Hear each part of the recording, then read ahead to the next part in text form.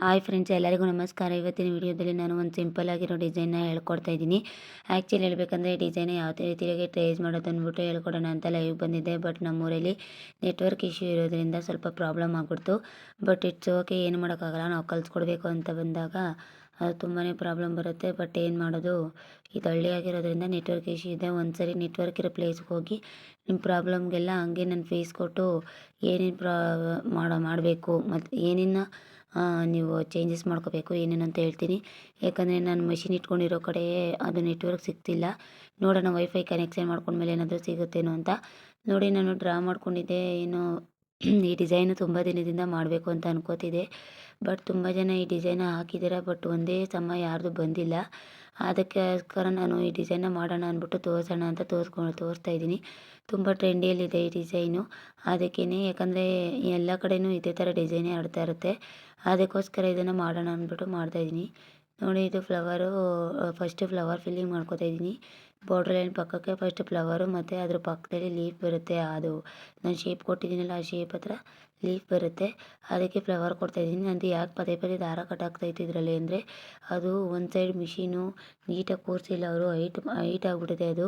ಅದನ್ನ ಮೆಕ್ಯಾನಿಕ್ ಕಾಲ್ ಮಾಡಿ ನಾನು ಬಂದು ಚೇಂಜ್ ಮಾಡಿ ಅಂತ ಹೇಳಬೇಕು. ಅವರು ಆ ಥರ ಮಾಡಿಬಿಟ್ಟಿದ್ದಾರೆ. ಅದರಿಂದ ಅದು ಮೇಲುಗಡೆ ಕೆತ್ಕೋತಿದೆಯಲ್ಲ ರಿಂಗು, ಅದರಿಂದ ಅದು ಒಂದು ಸ್ವಲ್ಪ ಉಬ್ದಂಗೆ ಆಗ್ಬಿಟ್ಟು ಆ ದಾರ ನೀಟಾಗಿ ಒಳಗಡೆ ಕೂತ್ಕೊಳ್ಳೋಕೆ ಅವಕಾಶ ಸಿಗ್ತಾಯಿಲ್ಲ. ನಾನು ತುಂಬ ಟ್ರೈ ಮಾಡಿದೆ ಅದನ್ನ ಸರಿಪಡಿಸೋಣ ಅಂತ, ಆದರೆ ಆಗಿಲ್ಲ ಸರಿಪಡ್ಸೋಕ್ಕೆ. ನೋಡೋಣ, ಅವ್ರು ಮೆಕ್ಯಾನಿಕ್ ಕಾಲ್ ಮಾಡ್ತೀನಿ, ಇಲ್ಲಾಂದರೆ ಮೆಕ್ಯಾನಿಕ್ ಇರೋ ಪ್ಲೇಸ್ಗೆ ಎತ್ಕೊಂಡೋಗಿ ಅದನ್ನೆಲ್ಲ ಚೇಂಜಸ್ ಮಾಡಿಸ್ತೀನಿ. ನೋಡಿ, ಅದು ಪದೇ ಪದೇ ದಾರ ಕಟ್ ಆಗ್ತಾ ಇರೋದಂದರೆ, ಮೇಡಮ್ ನೀವು ಆನ್ಲೈನಲ್ಲಿ ಬುಕ್ ಮಾಡಿರಲ್ವ, ಕಂಪ್ಯೂಟರ್ ಸಿಲೆಕ್ಟರ್ ತೊಗೊಂಡಿದ್ದೀನಿ ಅಂದರೆ ಯಾಕೆ ಕಟ್ ಆಗ್ತಾಯಿದೆ ಅಂತ ತುಂಬ ಜನ ಕೇಳ್ಬೋದು. ಅದಕ್ಕೆ ನಾನು ಹೇಳ್ತಾ ಇದ್ದೀನಿ ಅಷ್ಟೇ.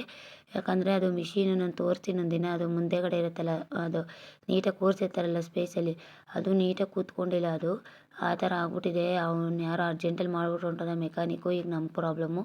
ನಾನು ಮತ್ತೆ ಬರ್ತಾರಲ್ಲ ಮಾಡಿಸ್ಕೊಳ್ಳೋಣ ಅಂತ ಸುಮ್ಮನಾಗ್ಬಿಟ್ಟೆ. ಅದಕ್ಕೆ ಇವಾಗ ಅದನ್ನ ಚೇಂಜಸ್ ಮಾಡಿಸೇಬೇಕು. ಚೇಂಜಸ್ ಮಾಡಿಸಿಲ್ಲ ಅಂದರೆ ಆಗಲ್ಲ. ಅದು ಉಬ್ಕೊಳಂಗಾಗಿ ನೀಡಲು ಒಳಗಡೆಯಿಂದ ಮೇಲ್ಗಡೆ ಕೆದೊಳಕ್ಕಾಗ್ತಾಯಿಲ್ಲ. ಅದು ಒಂದು ಸ್ವಲ್ಪ ರಿಂಕಲ್ಸ್ ಥರ ಆಗ್ತಾಯಿದೆ. ನೀಟ್ ಫಿನಿಶಿಂಗ್ ಅನ್ನೋದು ಬರ್ತಾಯಿಲ್ಲ. ಅದಕ್ಕೇ ಏನಪ್ಪ ಇದು, ಅವ್ರಿಗೆ ಒಂದ್ಸರಿ ಕಾಂಟ್ಯಾಕ್ಟ್ ಮಾಡಿ ಇಲ್ಲ ವಿಸಿಟ್ ಕೊಡಬೇಕು ಮೆಕ್ಯಾನಿಕ್ ಶಾಪ್ಗೆ. ನೋಡಿ, ನಾವು ಟ್ರೇಸ್ ಮಾಡಿರೋ ಥರನೇ ಡಿಸೈನೇ ಮಾಡೋಕ್ಕಾಗಲ್ಲ. ಯಾಕಂದರೆ ನಾವು ಟ್ರೇಸ್ ಮಾಡಿರೋ ಥರ ಮಾಡ್ತಾ ಹೋದ್ವಿ ಅಂದರೆ ಅದು ಫಿನಿಶಿಂಗ್ ನೀಟಾಗಿ ಬರೋಲ್ಲ. ಅದಕ್ಕೇ ಯಾವತ್ತೂ ಅಷ್ಟೇ, ನಾವು ಟ್ರೇಸ್ ಮಾಡಿರೋದು ನೋಡಿ ನೀಟಾಗಿರುತ್ತೆ ಅಂತಂದರೆ ಮಾಡಿ. ಟ್ರೇಸ್ ಮಾಡಿರೋದು ನೀಟಾಗಿ ಇಲ್ಲ, ಅದು ಅದ್ರ ತಕ್ಕನಾಗಿ ಡಿಸೈನ್ ಚೆನ್ನಾಗಿ ಬರೋಲ್ಲ ಅಂತಂದರೆ ನಿಮ್ಮ ಓನ್ ನ್ಯಾಕಲ್ಲಿ ಆ ಡಿಸೈನ್ ಯಾವ ಥರ ಮಾಡ್ಬೋದೋ ಆ ಥರ ನೀವು ಮಾಡಿ. ಆವಾಗ ನೀಟಾಗಿ ಬಂದೇ ಬರುತ್ತೆ. ನಾನು ಅದರಲ್ಲಿ ಲೈಟಿಂಗ್ಸು ಚೇಂಜ್ ಮಾಡಬೇಕಾಗಿತ್ತು ಶೂಟಿಂಗಲ್ಲಿ ಕಲರು. ಅದಕ್ಕೆ ಸ್ವಲ್ಪ ಡಾರ್ಕ್ ಕಲರ್ ಆಗಿಬಿಟ್ಟಿದೆ ಅದು ಲೈಟು. ಅದು ಡಾರ್ಕ್ ಕಲರ್ ಆಗಿರೋದ್ರಿಂದ ಡಿಸೈನು ಜಾಸ್ತಿ ಬ್ರೈಟ್ನೆಸ್ ಜಾಸ್ತಿ ಆಗಿಬಿಟ್ಟಿದೆ. ಅದನ್ನು ನೋಡ್ಕೋಬೇಕಾಗಿತ್ತು. ಬಟ್ ಅದು ರಿಂಗು ಮೇಲಕ್ಕೆ ಯಾಕೋ ಜಾಸ್ತಿ ಎದ್ದೇಳ್ತಾ ಇದೆ. ಅದನ್ನು ಬಟ್ಟೆನ ಸ್ಟಿಫಾಗಿ ಇಟ್ಕೊಂಡು ಮಾಡ್ತಾಯಿದ್ದೀನಿ. ಬಟ್ ಅದು ರಿಂಗ್ ಯಾಕೋ ಮೇಲ್ಗಡೆ ಎದ್ದೇಳ್ತಾ ಇದೆ. ಅದನ್ನು ಅವ್ರಿಗೆ ಹೇಳಿ ಚೇಂಜಸ್ ಮಾಡಬೇಕಿಲ್ಲ, ಏನಾದರೂ ಒಂದು ನಾನೇ ಮಾಡಬೇಕು, ಇಲ್ಲಾಂದರೆ ಆಗೋಲ್ಲ.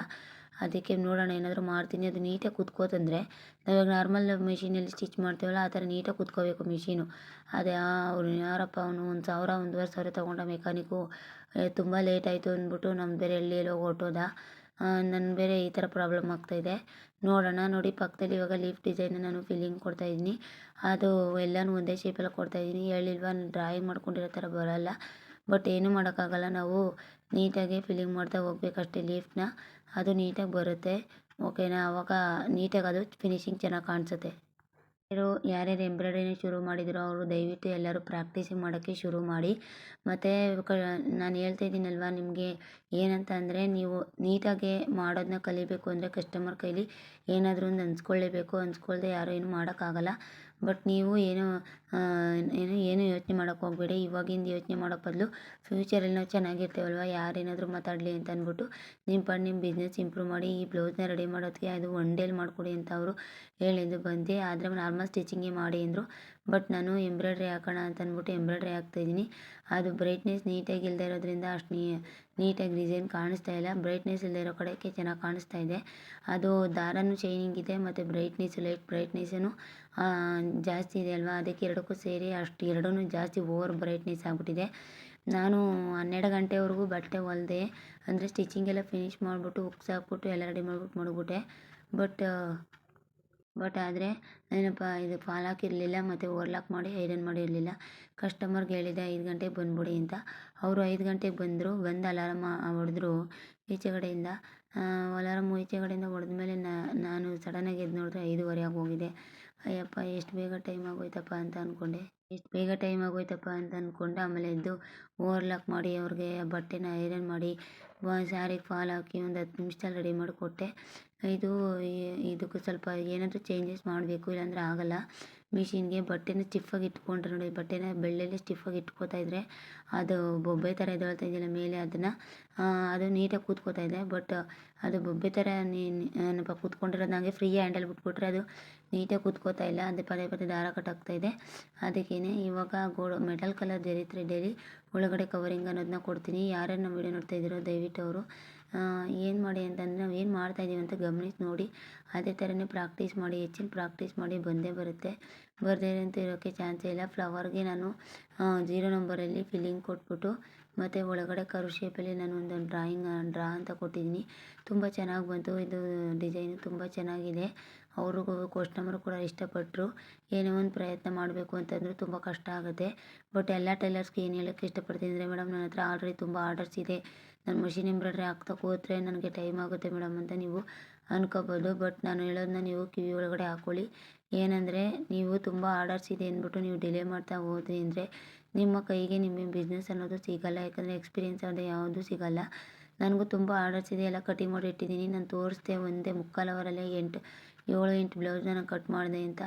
ಅಷ್ಟೊಂದು ಡಿಫಿಕಲ್ಟ್ ಸಿಚುವೇಷನಲ್ಲಿದ್ದರೂ ಕೂಡ ನನಗೆ ಪ್ರಾಕ್ಟೀಸಿಂಗ್ ಅನ್ನೋದು, ಹ್ಯಾಂಡ್ ಅನ್ನೋದು ಬರೀಬೇಕು.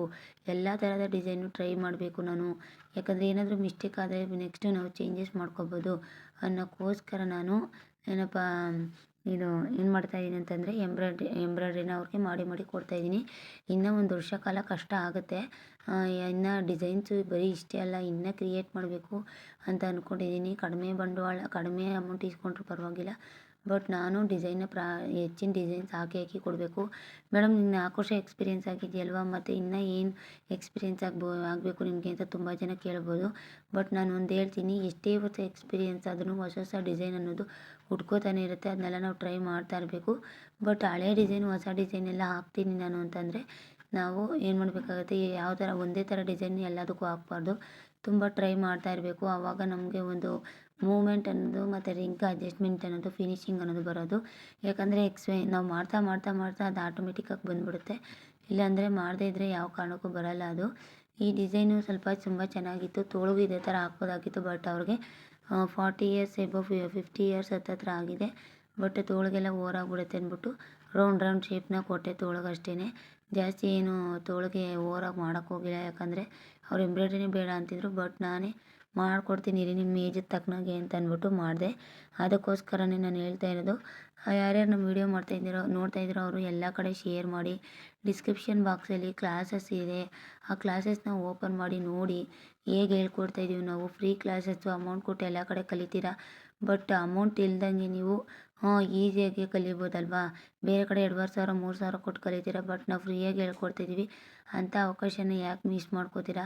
ಫ್ರೀಯಾಗಿ ಹೇಳ್ಕೊಡ್ತಾಯಿರೋದನ್ನ ಜಸ್ಟ್ ವೀಡಿಯೋನ ಓಪನ್ ಮಾಡಿಬಿಟ್ರೆ ಸಾಕು, ಅದು ಅದ್ರ ಪಾಡ್ಗೆ ಅದು ಓಡ್ತಾ ಇರುತ್ತೆ. ನೀವು ಏನು ಕೆಲಸನಾದರೂ ಮಾಡ್ಬೋದು. ಫ್ರೀ ಟೈಮಲ್ಲೆಲ್ಲ ಕೂತ್ಕೊಂಡು ನೋಡ್ಬೋದು. ಬಟ್ ಬೇರೆ ಕಡೆ ಎಲ್ಲ ಹೋದರೆ ಆ ಥರ ಇರೋಲ್ಲ. ಆಫ್ಲೈನ್ ಕ್ಲಾಸ್ಗೆಲ್ಲ ಹೋದರೆ ಒಂದು ಸರಿ ನೋಡಿದ್ಮೇಲೆ ಮತ್ತೆ ಇನ್ನೊಂದು ಸರಿ ಹೇಳಿಸ್ಕೊಳ್ಳೇಬೇಕಾಗತ್ತೆ. ಅದಕ್ಕೆ ಆನ್ಲೈನ್ ಕ್ಲಾಸು ನಾವು ಫ್ರೀ ಆನ್ಲೈನ್ ಕ್ಲಾಸ್ನ ಶುರು ಮಾಡಿದ್ದೀವಲ್ವಾ, ರೆಕಾರ್ಡೆಡ್ ಕ್ಲಾಸಸ್. ಒಂದು ಸರಿ ಲಿಂಕ್ ಕಳಿಸ್ತೀವಿ ಅಂದರೆ ಲಿಂಕ್ ಇಟ್ಕೊಂಡ್ರೆ ಯಾರಾದರೂ ನಿಮ್ಮ ಫ್ರೆಂಡ್ಸ್ ಕಲಿತೀವಿ ಅಂದರೆ ಅವ್ರಿಗೆ ಶೇರ್ ಮಾಡ್ಬೋದು.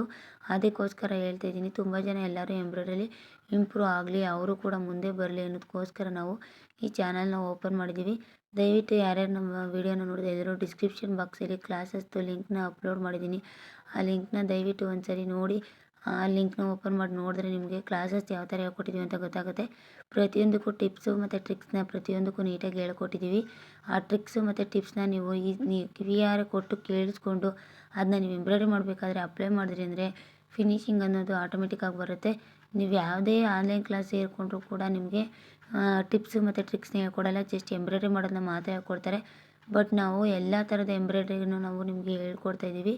ಹೇಳ್ಕೊಟ್ರೂ ಕೂಡ ನೀವು ಕಲೀಲಿಲ್ಲ ಅಂತಂದರೆ ಏನು ಮಾಡೋಕ್ಕಾಗಲ್ಲ. ಅದು ನಿಮ್ಮ ಹಣೆಬರಹ ಅಷ್ಟೇ. ಬೇರೆ ಕಡೆ ಕಾಸು ಕೊಟ್ಟು ಕಲಿತೀನಿ ಅಂದರೆ ಅದು ನಿಮ್ಮ ಇಷ್ಟ ಕಲಿಬೋದು. ಬೇರೆ ಕಡೆಯೂ ಇದೆ ವೀಡಿಯೋಸ್ ಅಂದರೆ ಅದು ನಿಮ್ಮ ಇಷ್ಟ ನೋಡ್ಬೋದು. ನಾವೇನಿಲ್ಲ, ನಾವು ಹೇಳ್ಕೊಡ್ಬೇಕು ಅನ್ನೋ ಒಂದು ಹುಮ್ಮಸ್ ಮೇಲೆ ಎಲ್ಲರಿಗೂ ಏನು ಮಾಡ್ತಾಯಿದ್ದೀವಿ ಅಂದರೆ ಶುರು ಮಾಡಿದ್ದೀವಿ. ನಾವು ವೀಡಿಯೋಸ್ನ ಅಪ್ಲೋಡ್ ಮಾಡಿರ್ತೀವಿ, ಆ ವೀಡಿಯೋಸ್ನ ನೋಡೋ ಜವಾಬ್ದಾರಿ ನಿಮ್ಮದು, ನೋಡಿ ಕಲಿಯೋ ಜವಾಬ್ದಾರಿ ನಿಮ್ಮದು, ನಾವು ವೀಡಿಯೋ ಮಾಡೋ ಜವಾಬ್ದಾರಿ ನಮ್ಮದು ಅಂತ ನಾನು ಹೇಳೋಕ್ಕೆ ಇಷ್ಟಪಡ್ತೀನಿ. ಇದು ಡಿಸೈನು ತುಂಬ ಚೆನ್ನಾಗಿ ಬಂತಾಯಿತ್ತು. ಬಟ್ ನಾನು ಹೇಳಿಲ್ವಾ, ದಾರನೂ ಶೈನಿಂಗ್ ಜಾಸ್ತಿ ಇತ್ತು ಮತ್ತು ಅದು ಬ್ರೈಟ್ನೆಸ್ಸು ಕೂಡ ಲೈಟಲ್ಲಿ ತುಂಬ ಇತ್ತು. ಅದೆರಡು ಮ್ಯಾಚಾಗಿ ಓವರ್ ಬ್ರೈಟ್ನೆಸ್ ಆಗಿಬಿಟ್ಟಿದೆ. ಬಟ್ ಏನು ಮಾಡೋಕ್ಕಾಗಲ್ಲ, ಶೂಟಿಂಗ್ ಮಾಡಬೇಕಾದ್ರೆ ನಾನು ನೋಡ್ಕೊಂಡಿಲ್ಲ. ಯಾರ್ಯಾರು ನಮ್ಮ ವೀಡಿಯೋ ನೋಡ್ತಾ ಇದ್ದೀರೋ ದಯವಿಟ್ಟು ಏನೇ ಡೌಟ್ಸ್ ಇದ್ದರೂ ಕೂಡ ನಮಗೆ ನೀವು ಕಾಲ್ ಮಾಡ್ಬೋದು, ಇಲ್ಲ ವಾಟ್ಸಪ್ಪಲ್ಲಿ ಚಾಟ್ ಮಾಡ್ಬೋದು. ತುಂಬ ಜನ ನಮ್ಮ ವೀಡಿಯೋಸ್ ನೋಡ್ತಾ ಇದ್ದೀರಾ, ಥ್ಯಾಂಕ್ ಯು ಸೋ ಮಚ್. ಇದೇ ಥರ ಸಪೋರ್ಟ್ ಮಾಡಿ. ಬಟ್ ಸಬ್ಸ್ಕ್ರೈಬ್ ಮಾಡ್ಕೊಂಡಿರೋಷ್ಟು ಜನ ನಮ್ಮ ವೀಡಿಯೋನ ನೋಡ್ತಾ ಇಲ್ಲ. ಅಷ್ಟು ಜನ ನಮ್ಮ ವೀಡಿಯೋನ ನೋಡಿ ಮತ್ತು ಅದರಲ್ಲಿ ಹೇಳಿರುವಂಥ ಟಿಪ್ಸು ಮತ್ತು ಟ್ರಿಕ್ಸ್ನ ನೀವು ಫಾಲೋ ಅಪ್ ಮಾಡಿ ನೀವು ಒಳ್ಳೆ ಟೈಲರ್ ಆಗಿ, ಮತ್ತು ನೀವು ಒಳ್ಳೆ ಟೈಲರ್ ಆದ್ರಿ ಅಂದರೆ ನಿಮ್ಮ ಕಡೆ ಕಸ್ಟಮರ್ಸ್ ಎಳೀತಾರೆ. ಆವಾಗ ನಿಮ್ಮ ಬಿಸ್ನೆಸ್ ಅನ್ನೋದು ಕ್ಯಾಚಪ್ ಆಗುತ್ತೆ. ಮುಂದಿನ ವೀಡಿಯೋಗಳಲ್ಲಿ ಒಳ್ಳೆ ಟೈಲರ್ ಆಗಬೇಕಂದ್ರೆ ನಾವು ಏನು ಮಾಡಬೇಕು ಅನ್ನೋದನ್ನ ನಾನು ನಿಮಗೆ ತಿಳಿಸ್ಕೊಡ್ತೀನಿ. ಆವಾಗ ನಿಮಗೆ ಗೊತ್ತಾಗುತ್ತೆ ಅದನ್ನು ಏನು ಮಾಡಬೇಕು ಮತ್ತು ಯಾವ ಥರ ಚೇಂಜಸ್ ಮಾಡಬೇಕು ಬಿಸ್ನೆಸ್ಸಲ್ಲಿ, ಕಸ್ಟಮರ್ನ ಯಾವ ಥರ ಉಳಿಸ್ಕೋಬೇಕು ನಮ್ಮಲ್ಲಿ ಅನ್ನೋದು ನಿಮಗೆ ಗೊತ್ತಾಗುತ್ತೆ. ಅದನ್ನೇ ನಾನು ಈ ವಿಡಿಯೋದಲ್ಲಿ ಹೇಳೋಕ್ಕೆ ಇಷ್ಟಪಡ್ತೀನಿ. ಯಾರ್ಯಾರು ನಮ್ಮ ವಿಡಿಯೋ ನೋಡ್ತಾ ಇದ್ದೀರೋ ಲೈಕ್ ಮಾಡಿ, ಶೇರ್ ಮಾಡಿ, ಸಬ್ಸ್ಕ್ರೈಬ್ ಮಾಡೋದನ್ನ ಮರಿಬೇಡಿ. ಬೆಲ್ ಐಟಮ್ ಅನ್ನೋ ಕ್ಲಿಕ್ ಮಾಡಿ. ಮತ್ತು ನಿಮಗೆ ಏನೇ ಡೌಟ್ಸ್ ಇದ್ದರೂ ಕಮೆಂಟ್ ಬಾಕ್ಸಲ್ಲಿ ಕಮೆಂಟ್ಸ್ ಹಾಕಿ, ಮತ್ತು ವಾಟ್ಸಪ್ಪಲ್ಲಿ ಚಾಟ್ ಮಾಡಿ, ಇಲ್ಲ ಕಾಲ್ ಮಾಡ್ಬೋದು. Thank you so much. Thank you.